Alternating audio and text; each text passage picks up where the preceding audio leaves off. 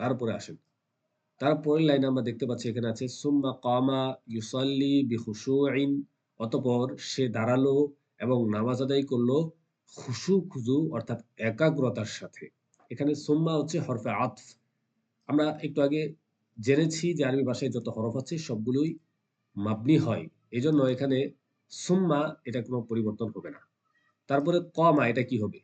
কমা। কমা আমরা জানি যে কমা এটাও কি? ফেলে মাজি ওয়াহেদ মুজাক্কারের সিগা। এজন্য আমাকে এটা কোনো পরিবর্তন করে আমি পড়তে পারবো না। এজন্য আমাকে যেরকম আছে ওরকমই পড়তে হবে। কমা, কমাই পড়তে হবে। সুম্মা কামা, অতঃপর সে দাঁড়ালো। ইউসাল্লি, এবং নামাজ আদায় করার জন্য। অতঃপর কি সে দাঁড়ালো, কি নামাজ আদায় করলো। ইউসাল্লি, এই ইউসাল্লি এটা কি? এটা হচ্ছে ফেলে মুজারের ওয়াহেদ মুজাক্কারের সিগা। এখন আপনারা যদি সিগা ধরতে না পারেন তাহলে আমাকে অবশ্যই জানাবেন। আমি আপনাদের জন্য সেই ক্লাসগুলো নিয়ে আসবো। এই যে আপনাদের জন্য ফ্রিতে ক্লাসগুলো আমি নিয়ে আসি, এগুলোর একটাই মাত্র উদ্দেশ্য যে আপনারা যেন সহি শুদ্ধভাবে এবারতগুলো পড়তে পারেন। এখন আপনারা যদি এগুলো গুরুত্ব না দেন অথবা আপনারা যদি একটু লাইক, কমেন্ট, শেয়ার না করেন তাহলে কিন্তু আমরা অনুপ্রেরণা পাই না যে কাদের জন্য করতেছি, ক্লাসটা আনতেছি।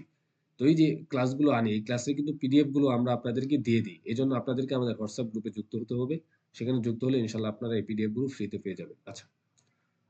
ইউসল্লি এটা হচ্ছে ফেলে মুজারে সিগা। সল্লা ইউসল্লি। তো এখানেও কোনো পরিবর্তন হবে না বাহ্যিক দিতে। যেহেতু এটা ফেলে মুজারের ওয়াদ মুজাক্কারের সিগা।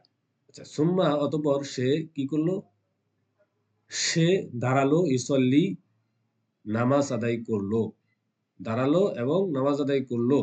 এই যে নামাজ আদায় করলো ইউসল্লি, এখানে কেন পরিবর্তন হবে না? আপনি প্রশ্ন করতে পারেন। এখানে পরিবর্তন হবে না কারণ ফেলে মুজারিয়ার পূর্বে যদি কখনো আমেলে নাসবি অথবা জাজমি না আসে তখন ফেলে মুজারে তার আগের অবস্থায় থাকে, অর্থাৎ রফায়ের অবস্থায় থাকে। আর পূর্বে যেহেতু আমেলে নাসবি এবং জাদি আসে নাই, এই জন্য আমাকে ইউসল্লি পেশ অবস্থায় পড়তে হবে।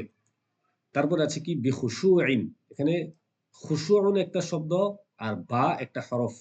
এই বাটা হচ্ছে হরফে জার। আমরা একটু আগে পড়েছি যে হরফে জার ১৭টি, তার ভেতর থেকে একটা হচ্ছে কি বা। তাহলে এই বাটা যেহেতু খুশু এর পূর্বে এসেছে তাহলে খুশুটা আমরা কি পড়বো?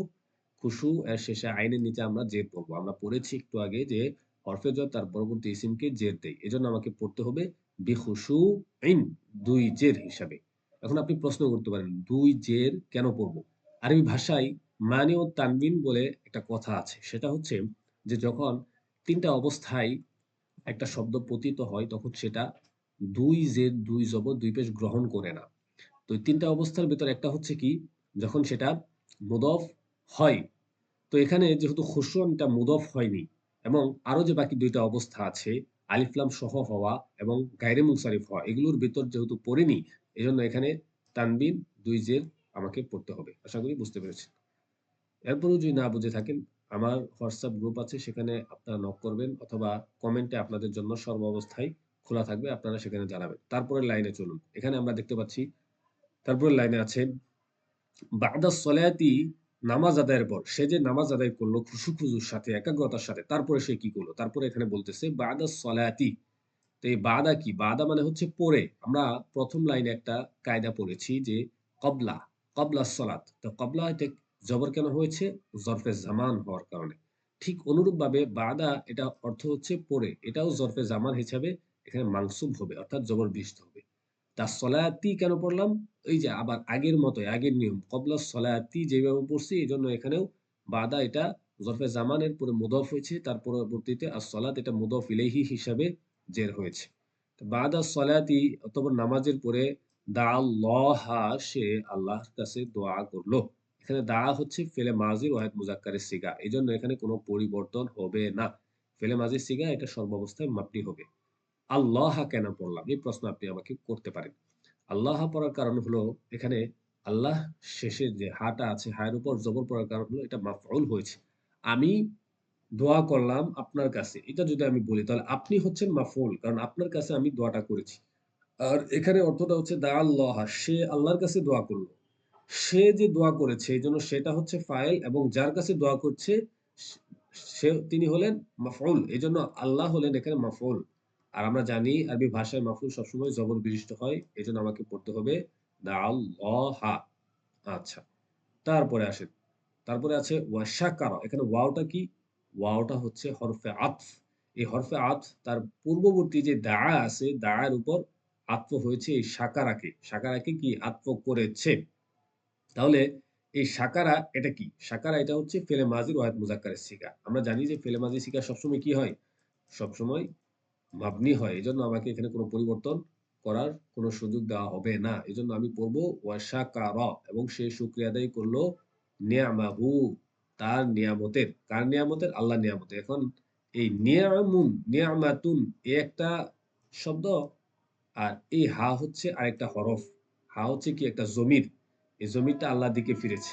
তার হা এর অর্থ হচ্ছে তার। এই তারটাকে আল্লাহ। তো এই নিয়ামুন যে শব্দটা আছে, নিয়ামাহু যে পড়লাম, এই নিয়ামুন এই শব্দটার ভিতর এই মিমের মধ্যে কি হবে? মিমের মধ্যে জবর পড়তে হবে। কেন পড়তে হবে? কারণ এই মিমটা হচ্ছে কি? এই নিয়ামুন শব্দটা কি হচ্ছে? নিয়ামুন শব্দটা হচ্ছে মাফউল। কেন? কারণ সাকার সে শুকরিয়া আদায় করলো। কার শুকরিয়া আদায় করলো? আল্লাহর শুকরিয়া আদায় করলো। তার নিয়ামতের শুকরিয়া আদায় করলো। সে শুকরিয়া আদায় করলো কিসের? নিয়ামতের। এই যে নিয়ামতের শুকরিয়া আদায় করলো, এটা মাফউল হিসাবে এখানে আমাকে জবর পড়তে হবে। আশা করি এতটুকু আপনারা বুঝতে পেরেছেন। তারপরের লাইন, সর্বশেষ লাইনে আসেন। এখানে কি আছে? ওয়ারাজাআ ইলাল বাইতি মুতমাইন্নান এবং সে ফিরল তার বাড়ির দিকে মুতমাইন্নান প্রশান্ত হৃদয়ে, শান্ত মনে। এখানে ওয়াও কি? ওয়াও হচ্ছে হরফে আতফ। এটা তার পূর্ববর্তী সাকারা এর উপর আতফ হয়েছে। তারপরে রজাআ ফেলে মাজি যথারীতি এখানেও মাবনি। আর মাবনি হওয়ার কারণে এর শেষে কোনো পরিবর্তন নাই। এজন্য আমাকে রজাআই পড়তে হবে। তারপরে আছে ইলা হরফে জর। এই ইলা হরফে জর এটাও মাবনি, কারণ আমরা জানি আরবি ভাষায় যত হরফ আছে সবগুলো মাবনি হয়। তারপরে এই যে আল বাইত, এই বাইতের ক্ষেত্রে আমি কি পড়বো? এই বাইতের ক্ষেত্রে আমাকে পড়তে হবে তি, তায়ের নিচে জের পড়তে হবে। কারণ ইলা হরফে জর, আল বাইত এটা কি? তার মাজরুর। আর আমরা জানি হরফে জর তার পরবর্তী ইসমকে জের দেয়। এজন্য আমরা পড়বো ওয়া রাজাআ ইলাল বাইতি এবং সে বাড়িতে ফিরল মুতমাইন্নান প্রশান্ত অবস্থায়। এখন এই যে মুতমাইন্নান আমি যে পড়লাম, এখানে কেন জবর পড়লাম? কেন আমি মুতমাইন্নুন পড়লাম না? কেন আমি মুতমাইন্নিন পড়লাম না? এই প্রশ্নটা আমি আপনাদের কাছে রাখলাম। আপনারা এটা বের করবেন কেন এখানে জবর হলো। এটা বের করার পর আমাকে কমেন্টে অবশ্যই জানাবেন এখানে জবর হওয়ার কারণ কি। আশা করি আজকের ক্লাসের মাধ্যমে আপনারা অনেকটা উপকৃত হয়েছেন। তারপরেও কোনো কিছু না বুঝে আসলে আমাকে অবশ্যই জানাবেন ইনশাআল্লাহ তাআলা। আর এই ক্লাসের শেষে পিডিএফ এর ভেতর হরকত সহ এখানে এই ইবারতটা দেওয়া আছে এবং বাংলা অনুবাদ দেওয়া আছে এবং সর্বশেষ এখানে তারকিব দেওয়া আছে। অর্থাৎ এই তারকিব এর মাধ্যমে আপনারা কোথায় কেন জের জবর পেশ হলো সেটাও আপনারা জানতে পারবেন ইনশাআল্লাহ। আর এই পিডিএফটা যদি ফ্রিতে পেতে চান তাহলে অবশ্যই আমাদের হোয়াটসঅ্যাপ গ্রুপে যুক্ত হবেন। আর আপনাদের কাছে একটা অনুরোধ থাকবে, আপনারা আজকের ক্লাসটা কেমন হয়েছে, আপনাদের কেমন লেগেছে এটা একটু কমেন্টে দয়া করে জানাবেন। আর আপনার বন্ধু-বান্ধবের কাছে এটা শেয়ার করবেন যেন তারাও এটা থেকে উপকৃত হতে পারে। তো আজকের মতো এখানেই বিদায় নিচ্ছি। আমার জন্য আপনারা দোয়া করবেন ইনশাআল্লাহ। আপনাদের জন্য শুভকামনা। আসসালামু আলাইকুম ওয়া রাহমাতুল্লাহি ওয়া বারাকাতুহু।